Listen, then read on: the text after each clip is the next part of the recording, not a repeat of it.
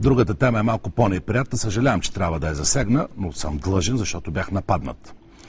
Меглена Кунева, един от кандидат за президентите, се обърна в едно телевизионно предаване към ТВ7 и каза, че ТВ7 е поръчкова, че обслужва БСП и ГЕРБ, което само по себе си е постижение. Една медия, ако може да обслужва и власт и опозиция, това е висша еквилибристика, но това е друга тема. С други думи, че изпълнява поръчки, че не я пускат, че има цензура, че няма достъп, не я отразяват. Казвайки това за ТВ7, го казва и за мен. Значи Милко Шлуков е поръчков, значи предаването ни е поръчково, не я пускаме. Ако ме попитате, добре, що не я поканите, ви отговарям. Поканих я. Вчера извъннах, лично на нея, познаваме се, разбира се, казах, заповядайте, тя каза, нещо, май няма да мога. Имала дебати, които са до вечера по друга телевизия, има 10 часа. Казах, да дойдем ли с камера, където трябва. Не се обадиха повече. Затова си позволявам, и разбира се, пак е добре дошла в студиото, когато пожелая, да отговоря на тази обида. За мен е обида, чувствам се лично засегнат. Когато кажа, че ТВ7 е поръчкова, значи аз работя по поръчка също. А не работя по поръчка. Не съм работил по поръчка, когато съм лежал в затвора, докато тя беше снаха на Промов и работеше, ще ви кажа къде е работила. Не съм работил по поръчка, като обикаляхме улиците и правихме СДС, опозицията и сваляхме БКП, докато тя си работеше и пак ще ви кажа какво е правила. Не съм работил по поръчка, когато съм правил политика тези 20 години, сигурно съм единственият политик, вече водещ, който все още живее на квартира в София. Но понеже става дума за свободата на словото, това е важно, дами и господа. Важно е, когато гледате едно предаване, знаете дали защитава свободното слово или не. Дали има цензура или не. Госпожа Меглена Кунева от 1988 година до 90-та работи в Комитета за правата на човека, организиран от ЦК на БКП. Тя работи в, това го казва Велко Вълканов, една статия в Стандарт, който беше един от хората в комитета. И това, което ме дразни е, че политиците по някой път мислят, че сме си излюпили от яйца в инкубатор. Че нямаме спомен, току-що сме се появили на този свят в последния дъжд. Какво е било преди, няма значение. Могат да си пренапишат биографиите, могат да направят каквото искат за себе си, защото ние, българските зрители и избиратели, сме глупави и имаме амнезия. Не, помните къде е работил, а пък аз помня много добре този комитет. Той беше организиран от Държавна сигурност, за да може да затвори устите пред света, пред Запада. И това го прави още по-гнусен. Защото иначе Държавна сигурност, когато преследва, вкарва в затворите, изселва хората и ги убива. Поне знаем, че те са такива, палачите на властта, бранителите на комунизма. Но когато се правят на свободомислещи и борци за права и за свобода на словото, още по-гнусно. Още по-гнусно е един педофил да го представи за възпитател в детската градина. Още по-гнусно е един убиец да го наречеш хирург. Като Джаки Скунвача. Това е отвратително. Тя работи там, когато Илия Мирев с независимото дружество е изселван, заключван, преследван, независимо до защита на човешките права. Когато вече има дисидентските формации и движения, когато почва да се организират комитетите на Любо Собаджиев, период, в който съм участвал и го знам. Аз съм ходил в този комитет да ги видят тези борци за права и свободи, където Кунева защитава правата, сред които е свободното слово. Дали тя казва, че от това страда сега? Питаме, какво правиш там при Държавна сигурност? Защото на 26 октомври, ако си спомнете битката пред градинката в Кристал, помня, защото ми беше първи рожден ден навън от затвора. След затвора това ми беше първи рожден ден. А и ядах и малко бой, и аз търчах там с другите. Когато ни арестуваха и заграждаха целите улички, и бягахме и се криехме, а изхвърляха хората, за да не гледат западните журналисти, имаше Международен екофорум в България и го използвахме, за да дадем интервюта пред западната преса. Тогава Меглена Кунева е била в комитета, който отиде с Юли Бахнев, Велко Вълканов, ще ги видите, тези информации са публични, да обяснява колко е добра България, как правителството е чудесно, как няма нищо подобно.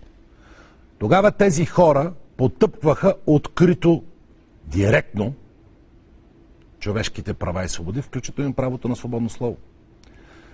Не съм е чул да се възмути, разбира се, и през тези години. Имаше уволнени журналисти, и Уинджев, да не ги изборявам всичките. Имаше посегателства върху журналистите. Не съм е чувал до сега да каже нещо свободата на словото. Незвън се оказа, че ние сме поръчкови, т.е. аз конкретно.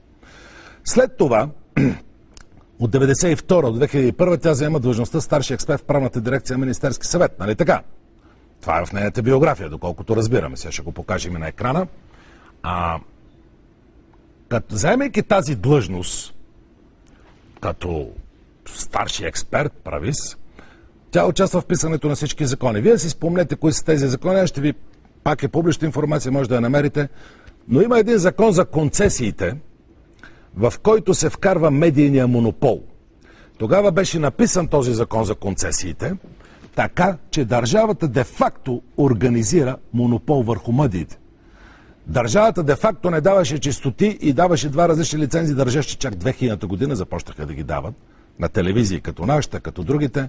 Даваха възможността да работят, другите ги държаха за гушите, защото лицензите бяха в ръцете им. От времето на Виденов. Тя е една от хората, която е правила този закон.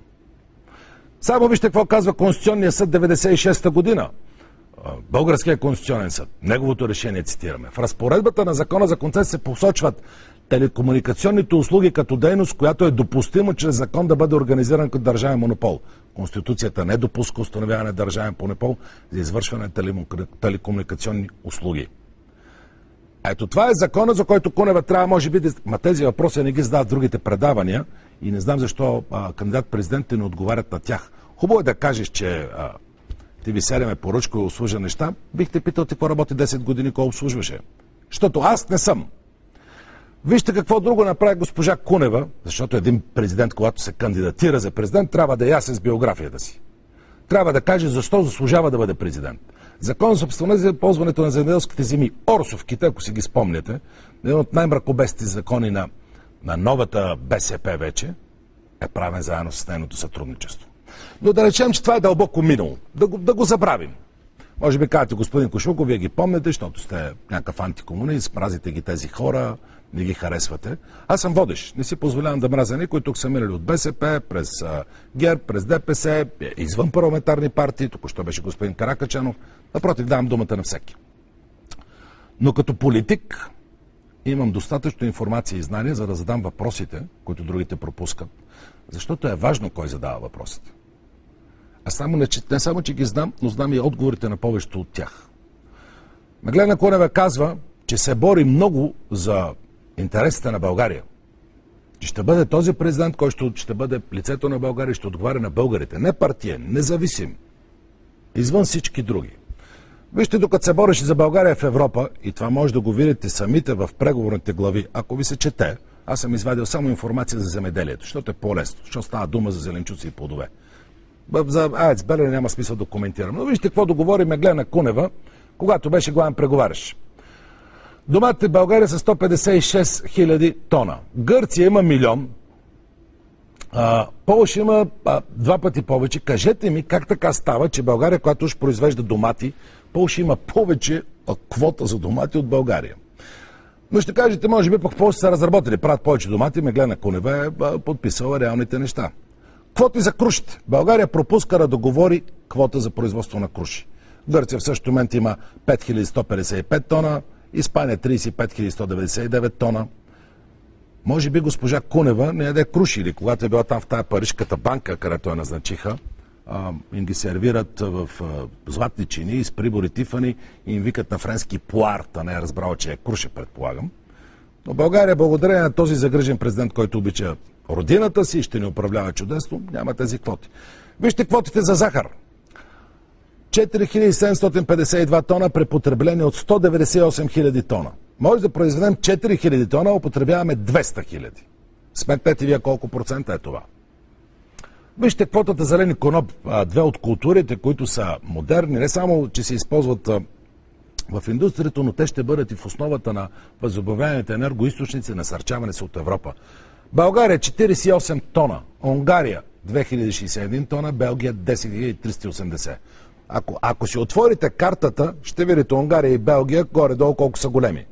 Ще може да ги съпоставите като население, като територия, за да разберете за какво става дума. Дали наистина България заслужава тези квоти. Още нещо. Меглена Кунева участва на избори преди 2 години, 2009. Тогава я питаха, абе ти си еврокомисар, ще станеш ли депутат или не лъжиш? Тя каза, не бе, излизам, аз съм европейското лице на България, това беше лозунга.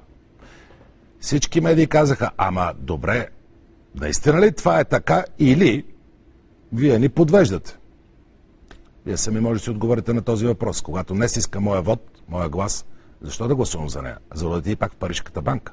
Между другото, тя е единственият български комисар, разследван в етичната комисия, по сигнал на Transparency International. Нека да цитирам точно призива на Transparency International, казва, че са силно загрежени за риска от конфликт на интереси, когато бивши еврокомисари приемат изгодни доходоносни позиции в частния бизнес и искат да преразгледат етичния кодекс. Защото малко след като напусна февруари 2010, тя отиде в Парижката банка.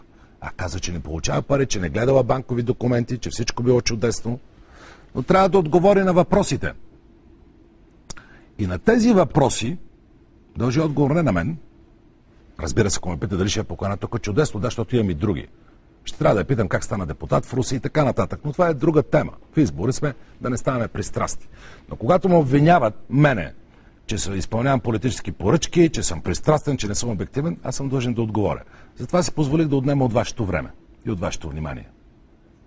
Така че това е по коментарите за обвиненията. Разбира се, желая успех на госпожа Кунева. Аз съм се борил и лежал в затвора за това всеки да има право да каже това, което иска, да се кандидатира, да не го спират, има право на сдружаване, на придвижване, да пътува свободно. Не мога да го отнема на нея и не бива.